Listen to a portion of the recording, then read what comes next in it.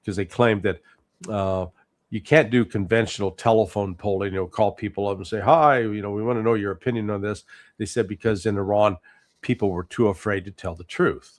So they set up this company that did polling over the computer, which, I think is equally nonsensical.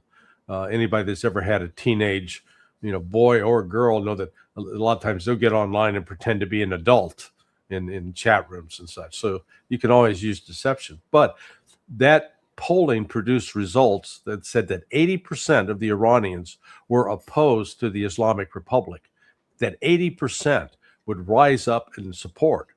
And so that was CIA messaging, but it became the truth, what was believed. And so here's the head of Mossad telling Trump, we've got it. This is guaranteed.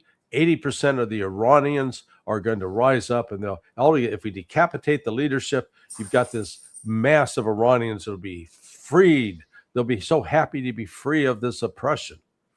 And he bought into it. It was a lie. It's not true.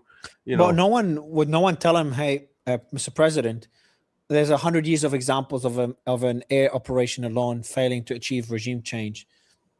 Just anyone being able to give him that simple fact. That's what really perplexes me. Yeah. See, I've been, I lived through this back during when I was at CIA. I started off as the Honduran analyst during the time that we were running the wars in Central America. And Honduras was one of the top 5 foreign policy priorities for the Reagan administration back then. And evidence of that is, as an analyst, I was writing for the Presidential Daily Brief